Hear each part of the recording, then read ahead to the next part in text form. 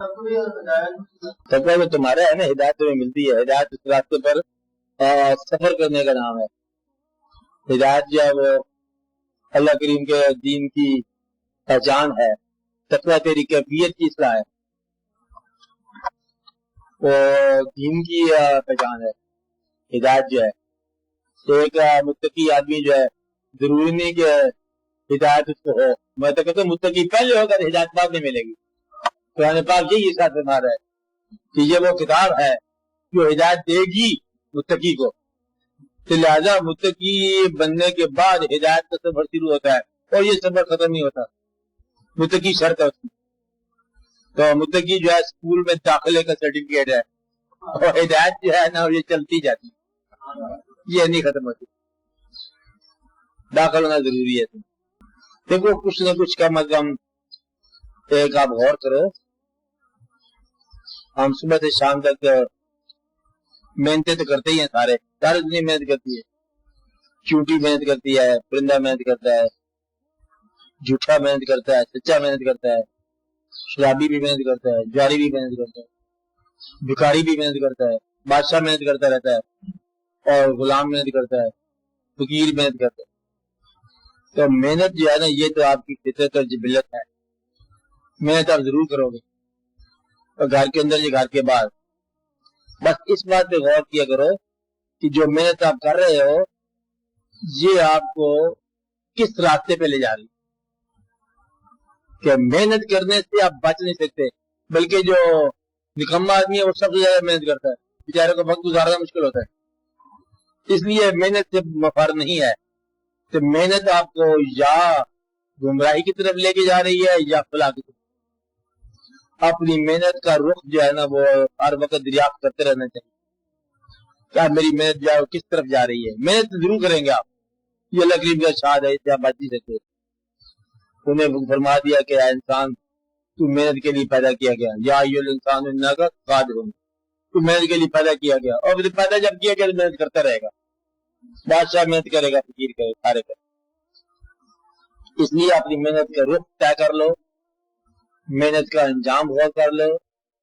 محنت ہی آپ کو عذاب میں مبتلا کرے گی، محنت ہی آپ کو ثواب بنے گی. محنت نے نجات دلانی ہے اور محنت نے عذاب میں گرفتار کرانا ہے.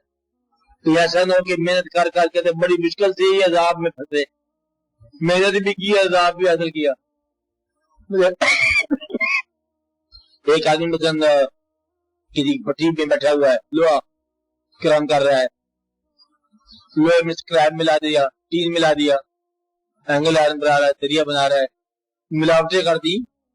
تو آگ کے پاس بیٹھا بیٹھا سیدھے ہی آگ میں جلا گیا. مطلب ہے کہ ملاوٹ بھی کی، یہاں بھی عذاب ہے، دھوپ میں جلا اور وہاں بھی دوزخ. محنت ہی کرنی تھی نا. تو محنت کرنا جو ہے نا کہ ایسا نہ ہو کہ یہ آپ کے لیے مصیبت کا باعث بن جائے. تو ایک واقعہ مشہور کہ ایک آدمی جو ہے وہ محنت کرتے تھے، کچھ ڈاکہ ڈالا کرتے تھے، مسافر کو گزرے جنگل سے تو روک لیتے تھے، تو سامان بھی لے لیا، گھر جا کے کھایا پیا اپنے. یہ بھی محنت کا طریقہ ہے. تو یہ درویش وہاں سے گزرے، اس کے ہاتھ میں گچھڑی تھی. میرا روک درویش نے اپنی گچھڑی کہتے دیکھو میں گچھڑی تمہیں دے دوں گا، لیکن یہ بتا، اصلاح کرنے آتے نا، یہ بتا کہ یہ تو کیا کرتا ہے سامان کہتے میں کھاتے پیتے ہیں، ہماری محنت کا یہ طریقہ ہے. تو یہ کہا بھائی جن لوگوں کے لیے یہ تو کام کر رہا ہے ان سے پوچھ لے، اگر تیرے کو اظہار آئے تو وہ شامل ہوں گے. یہ کون سی بات ہے؟ کار کیا، پوچھا تو سب نے انکار کر دیا. انہوں نے کہا کہ ہم عذاب میں شامل نہیں ہو سکتے کبھی بھی. تو کیا ہوا، کمائی لا کے دینی ہے، اصلاح کی کمائی لا، نیکی کی لا. یہ کیوں ہے؟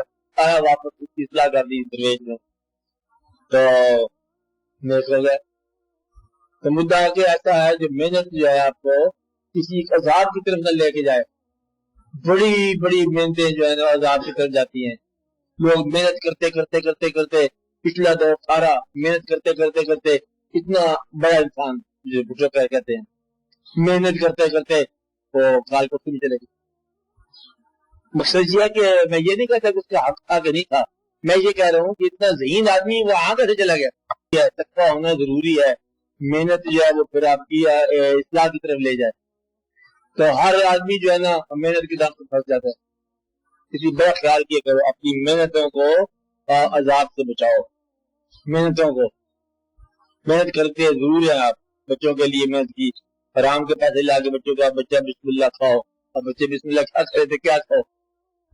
اس لیے یہ ضرور سوچنا چاہیے آپ کو کہ اپنی محنتوں کو بچاؤ اور اپنے آپ کو بچاؤ محنت کے ذریعے.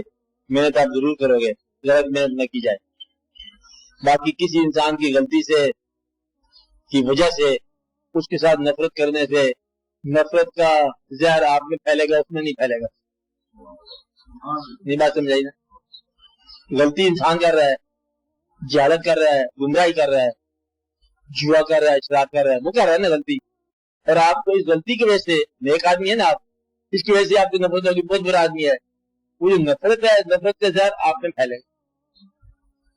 اس لیے آپ جب کبھی کسی آدمی میں برائی دیکھو تو اپنے سے بڑے آدمی کی سپورٹ کرتے ہوئے آپ آزاد ہو جاؤ. کہ یا اللہ یہ کیا ہو رہا ہے, آپ جانو آپ کا بندہ جانے میں تو آزاد ہوں. اس کے لیے میں دعا کرتا ہوں یا اللہ اس کی اصلاح کر دو, اور باقی جو ہے نا میں آزاد ہوں, میں اور نیکی دیکھنا چاہتا ہوں, میں بدی نہ دکھا. یہ دعا کیا کرو, یا اللہ ہمیں بدی نہ دکھا, ہمیں مطلب حادثات نہ دکھا, ہمیں وہ واقعات دکھا جس میں ہم رحمت میں جائیں. ہم تیرے فضل کے نظارے دیکھنا چاہتے ہیں, تیرے نور کے نظارے دیکھنا چاہتے ہیں. جہاں ظلم ہو گیا ہمیں اس کے نظارے سے بچا. ایک درویش جا رہا تھا تو دیکھا تھا اونٹ لگا ہوا ہے وزن سے, کوئی دلدل تھی نیچے, اونٹ بیچارے کا پاؤں سلپ کیا تھا, ٹوٹ گئی ٹانگ, وہیں گر گیا, اوپر بھار تھا, وزن تھا. وہ درویش جو ہے نا وہیں بیٹھ گیا نماز مصلی. انہوں نے کہا یا اللہ یہ نظارہ تو نے مجھے دکھایا کیوں, ٹانگ توڑنی تھی اس کی تو میرے بعد توڑتا رہتا تیرا اپنا اونٹ ہے. میرے سے جب سامنے توڑ گیا تھا تو میرے دل میں ٹانگ ٹوٹی پڑی ہے, مہربانی کر کے ٹھیک کر تو پھر میں سفر پہ جاؤں اپنے تیرے نام کا. تو اونٹ ٹھیک ہو گیا, تو شکر ادا کیا, وہاں سے چلے گئے. دعا مانگے یا اللہ ہمیں ایسے نظارے نہ دکھا جس سے ہمارا احساس مجروح ہو, کیونکہ اس کائنات میں نیکی کے نظارے ہیں, بدی کے نظارے ہیں, تاریکیوں کے نظارے ہیں, روشنی کے نظارے ہیں, ہے نا. ہمیں یا اللہ میں روشنی نظارے دکھا, ہمیں نیک انسان دکھا, ہمیں خوش قسمت انسانوں سے ملا. بد قسمت بھی ہوں گے مطلب مہربانی کا ساتھ بچائی رکھ. تو جو آدمی غلطی ہے جس کی دیکھتے ہیں, ہمارے دل میں کسی انسان کے خلاف نفرت نہ پیدا ہو, کیونکہ نفرت تو میرے دل میں پیدا ہو رہی ہے. نفرت بدبو ہے, حساب لگا لو. تو وجہ دوسرا ہے, گھر تیرے بدبو ہے. کیا سمجھے آپ بات؟ عمل کسی کا ہے, غلطی کسی کی ہے, کہ بدبو تمہارے گھر میں ہے. اس لیے یہ بڑا خیال رکھنا چاہیے کہ غلطی اس کی ہے تو وہ جانے پہ کام نہ لے. ہمیں کیوں مطلب نفرت پیدا ہونی چاہیے. نفرت سے بچو. اسی طرح غصہ بیویوں پر, بچوں پر, تمہارے کون سے کیا غصہ جو ہے, آپ غصہ کیوں آتا ہے, اس لیے آتا ہے کہ آپ اس انسان کی تربیت اپنے مزاج میں کرنا چاہتے ہو, حالانکہ وہ انسان اپنا مزاج رکھتا ہے. بچے اپنا مزاج رکھتے ہیں. اگر بچے کو اختیار ہوتا, طاقت اس کے پاس بھی آپ کے برابر ہوتی, وہ بھی یہ عمل کرتا آپ کے پاس. بچوں کو اس کے مزاج کی تعلیم دو. اپنے مزاج کی تعلیم دینے سے آپ خود ہی بد مزاج ہو گئے ہو, کیونکہ وہ دوسرے دور میں پیدا ہوا. دو انسان بچے ٹوینز جڑواں جو ہوتے ہیں نا, ان کے سیارے بھی بدلے ہوتے ہیں, منٹوں کا فرق ہوتا ہے. اس لیے جو بچہ بعد میں پیدا ہوا آپ کا بچہ ہے نا, اس کے اور ہی زمانے ہیں. آپ کے زمانے میں جب آپ پیدا ہوئے تھے تعلیم علم پتہ تھا کہ نہیں تھا, تو تعلیم علم دیکھ کے پیدا ہوگا. اس کے مزاج ہی اور ہے, اس کے واقعات بھی اور ہیں, اس کی زندگی اور ہے, اس کے تقاضے اور ہیں. اس لیے ان بچوں کو اپنے انداز سے تربیت ضرور ان کی اصلاح کرو, لیکن غصہ نہ آنا.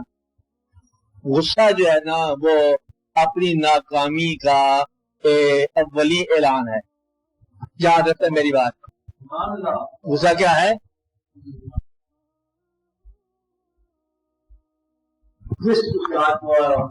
طالب علموں پر غصہ نہ شروع ہو جائے, سمجھو کہ وہ اپنی نااہلی کا اظہار کر رہا ہے.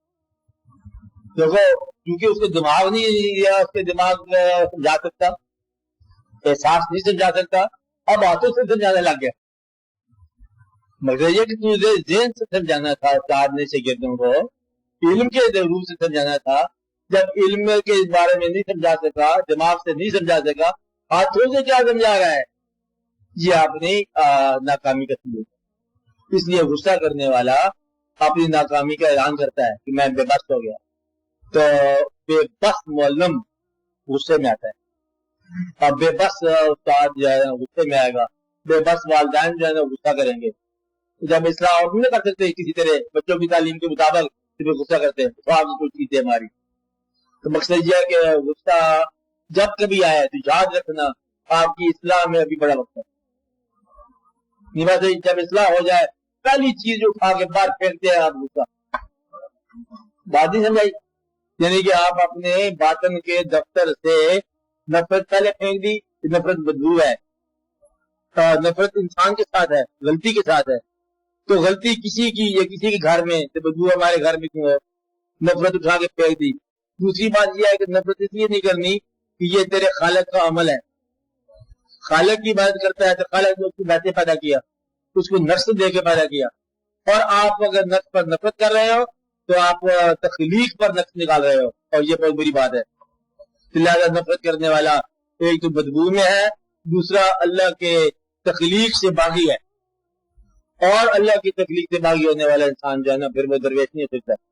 بعد میں غصہ کرنے والا جو ہے وہ اپنی اہلیت جو ہے اس کی ناکامی کا اعلان کر رہا ہے کہ میری اہلیت نہیں ہے، اس لیے درویش آدمی جو ہے اپنی درویشی کی ابتدا غصے سے توبہ کرنے سے کرتا ہے، نفرت سے توبہ کرتا ہے، غصے سے توبہ کرتا ہے، اور دوسروں کی خوبیاں اور خامیاں سمیت ان کو معاف کرتا رہتا ہے، معاف نہیں، اور پھر سبق جاری رہتا ہے۔ جس طرح ماں اپنے چھوٹے بچے معصوم بچے کو اس کی تمام حماقتیں نظر انداز کرتی ہے، محبت جاری رکھتی ہے، آپ اپنی محبت جاری۔ درویش کا مطلب یہ ہے کہ اللہ سے راز کی بات، اللہ سے کوئی ایسی چیز لینا، طاقت جس کو محبت کے ذریعے سب میں بانٹنا۔ کہ تمہارے اندر محبت نہ ہو تو اللہ کیسے دے آپ کو؟ اللہ کہے گا یہ چیز جو میں نے دی ہے نا، چاول میٹھے، اب جا کے بندے افتخار صاحب کو دیا، کہتا ہے یوں تو میں نہیں دیا گا کدے بھی۔ اب اللہ اگر چاہے اس کو دینا تو پھر آپ بھی اس کو دو۔ اللہ چاہے کہ میں نے کہانی آپ کو سنائی پہلے ایک دفعہ کہ حضرت خواجہ نظام الدین اولیاء جب آپ کا وصال شریف قریب تھا، رات کا وقت تھا، امیر خسرو مہم پہ گئے ہوئے تھے، آپ نے رات کو ذرا تنہائی میں 12 بجے کے بعد یاد کیا امیر ہے، امیر خسرو محبوب تھا نا، تو حضرت نصیر الدین چراغ دہلی بار تھے، انہوں نے کہا جی امیر تو نہیں ہے، نصیر حاضر ہے۔ پھر اعلان کیا کچھ عرصے کے بعد امیر ہے، انہوں نے کہا جی غلام نصیر حاضر ہے۔ تیسری دفعہ پھر اعلان کیا، پھر وہی جواب آیا، تو وہاں وہ بولے ہیں کہ نظام چاہے امیر کو اور اللہ چاہے نصیر کو تو میں کیا کروں؟ انہوں نے ساری چیز اٹھا کے اس کو دے دی خلافت، اور ساتھ ایک وصیت کر دی کہ اندر امیر خسرو کا اس پر میرا خسرو میرا اس یا ایک جگہ پہ وہ کرے گا۔ کہتے یہ میں حق رکھتا ہوں، محبت کا حق رکھتا ہوں، باقی ودیت کا حق جو ہے نا اللہ نے طے کر بات نہیں نا۔ تو اللہ کریم کی مطلب میں جو بات یہ ہے کہ اللہ کے بندوں کو اللہ کے حکم کے مطابق ڈیل کرنے والی بات ہے۔ نفرت سے نکل جا، توبہ کر لیا، غصے سے توبہ کر لیا، حاصل اور محرومی برابر کر دی، میں متقوی کی بات کر رہا ہوں، حاصل اور محرومی برابر کر دی۔ پیسے سے محبت جو ہے نا شرک کا ایک بہت بڑا موٹا حصہ ہے، طاقتور حصہ ہے، کہ پیسے سے محبت تقریباً خدا سے محبت کے برابر ہو جاتی ہے۔ پیسہ آپ کے کام کرتا ہے، کام کاج ہو جاتا ہے، پیسہ عزت کا ذریعہ آپ سمجھتے ہو، پیسہ نہ ہو تو آپ غریبی سمجھتے ہو، جو کچھ اللہ سے آپ کو تقاضے ہیں نا وہ سارے تقاضے آپ پیسے سے پورے کرتے ہو، عزت بھی ہے، ذلت بھی ہے، سماج ہے، شہرت ہے، سیاست ہے، ضرورت ہے، کار ساز ہے، یہ ساری باتیں آپ سمجھتے ہو۔ حالانکہ یہ بات عین شرک ہے کہ اللہ ہی آپ کے لیے عزت اور ذلت اس کی طرف جاتی ہے۔ پیسے سے محبت نہ کرنا، بالکل محبت نہ کرنا، فقیر کے لیے ضروری ہے پیسے کی گنتی بھی نہ کرے، پیسے سے محبت نہ کرے، پیسے سے گنتی نہ کرے، غصہ نہ کرے، نفرت نہ کرے، کسی انسان کا کسی انسان کے سامنے گلہ نہ کرے، کیونکہ گلہ جو ہے نا یہ اونٹ اٹھا کے آپ کر رہے ہیں کہ اس کے نام کی جا کے کسی کے تارک پہ دے مارو۔ تو اچھی بات ہے، گلہ کرنے سے آپ اپنی عبادت کا کچھ حصہ اس آدمی کے نام لگا دیتے ہو جس کا آپ گلہ کر رہے ہیں۔ غیبت نہ کرو، غیبت نہ کرو. اللہ کریم کا ارشاد ہے کہ غیبت اس طرح ہے جس طرح اپنے مردہ بھائی کا گوشت کھانا. پہلے تو بھائی مرے تو اس کا گوشت کھائے، اس لیے غیبت نہ کرو. تو باقی ساری رحمتیں ہیں. آپ نے حقوق ادا کرو. یہ زندگی میں یوں اگر آپ گزرو آپ کو بہت سارے راستے آسان ہو جائیں گے. ابتدائی باتیں، سمجھنے والی باتیں. کس طرح پہ اللہ تعالیٰ آپ کو رحم کرے اور ایک دوسرے کے حق میں دعا کرو. تو ماں باپ زندہ ہو تو خدمت کرو. تو باقی آگے راز اور رموز کی بات پھر انشاءاللہ اگلے پیغام پر.